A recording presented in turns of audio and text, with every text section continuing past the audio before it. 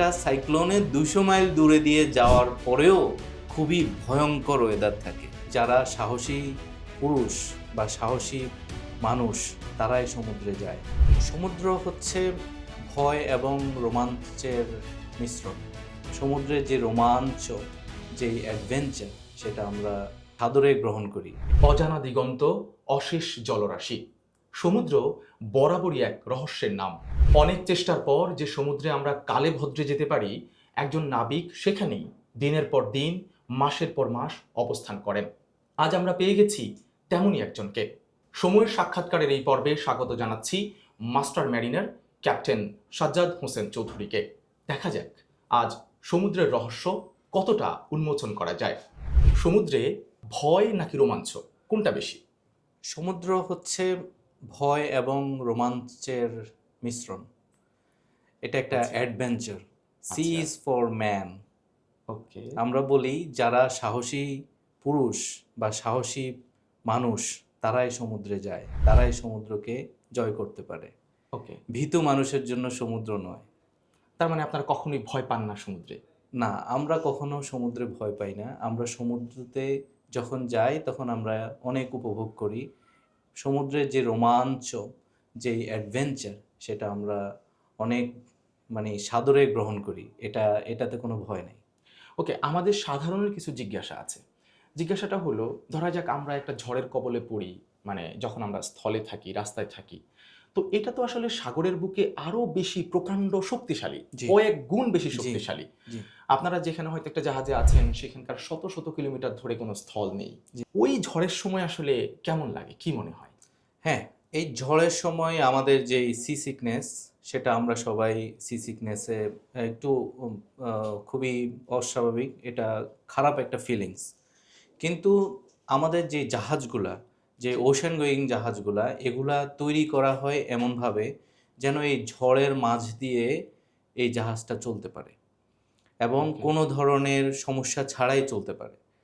তো আমরা তারপরেও দেখা যাচ্ছে যে যে কোনো ঝড়ের পূর্বাভাস আমাদের কাছে 7 দিন আগ থেকে আমরা জেনে যাই যে এই জায়গায় এই সময়ে এই ধরনের একটা খারাপ ওয়েদার আসবে। তারপরে আমরা সেই অনুযায়ী আমাদের ওয়েদার যেই Forecast. ফোরকাস্ট আছে ওটা অনুযায়ী আমাদের কোম্পানি আমাদেরকে সাজেস্ট করে। আমাদের নির্দিষ্ট একটা সাজেস্টিং কোম্পানিও আছে যারা আমাদেরকে ওই ওয়েদার অনুযায়ী আমাদের জাহাজের রুটটাকে অ্যাডজাস্টমেন্ট করার জন্য সেটা আমাদেরকে সাজেশন দেয়। তো আমরা সেভাবে রুটটাকে অ্যাডজাস্ট করে আমরা স্পেশালি আমরা যেই 3 ধরনের আপনাকে ট্রপিক্যাল রিভলভিং স্টর্ম, আচ্ছা। যেটার পৃথিবীর এক এক জায়গায় এক একটা নাম। যেমন আমেরিকা সাইডে আপনি জানেন যে এটার নাম হচ্ছে হারিকেন। হারিকেন, হ্যাঁ। আমাদের দেশের আশেপাশে এটাকে বলে সাইক্লোন।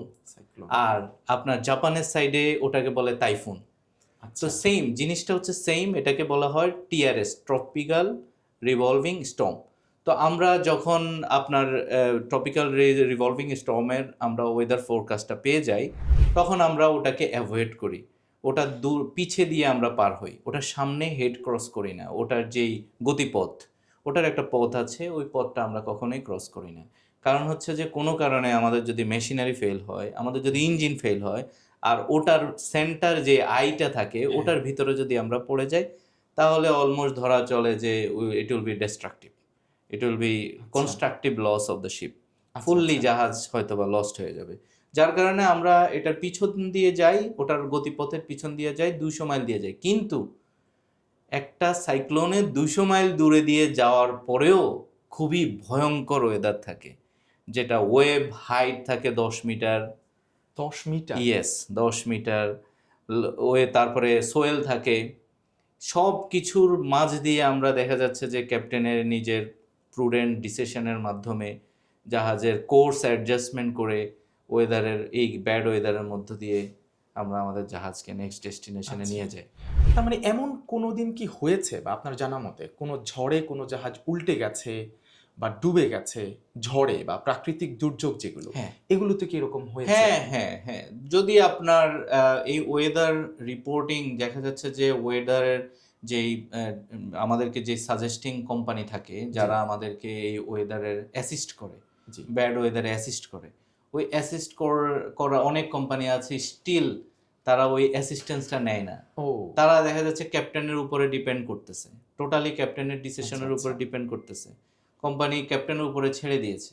তখন দেখা যাচ্ছে যে তারা ওই অরিজিনাল যে ওয়েদার ফোরকাস্টটা ওটা পাচ্ছে না ইন্টারনেট থেকে, অথবা স্ক্যান্টি ইনফরমেশন পাচ্ছে যেটা আচ্ছা। আসলে অরিজিনাল ইনফরমেশন না। ওই স্ক্যান্টি ইনফরমেশনের কারণে দেখা যাচ্ছে যে আপনার সে রং একটা ডিসিশন নিয়ে নিল, আচ্ছা, এবং দেখা যাচ্ছে যে সাইক্লোনের আপনার খুব কাছ দিয়ে চলে গেল, অথবা দেখা যাচ্ছে যে অনেক সাবস্ট্যান্ডার্ড কোম্পানি আছে, ছোট কোম্পানি আছে, তারা সাইক্লোনের সামনে দিয়ে চলে গেল। সামনে দিয়ে যাওয়ার সময় সাডেনলি ব্যাড ওয়েদারের কারণে দেখা যাচ্ছে যে ইঞ্জিন ফেইলর হয়ে গেল। ইঞ্জিন ফেইলর হয়ে গেলে তো সেখানে জাহাজ সার্ভাইভ করবে না। Yes, আপনার দেখা আচ্ছা। যাচ্ছে যে যে আইটা, যে সাইক্লোন টিআরএস বলেন অথবা টাইফুন বলেন অথবা আপনার হারিকেন বলেন, এটার আইটা তো খুবই ভয়ঙ্কর। ওটার আই যদি আপনার যে কোনো জাহাজ, যে কোনো কিছু, এটা ইট উইল বি জাস্ট সোয়ালো। আচ্ছা, আচ্ছা।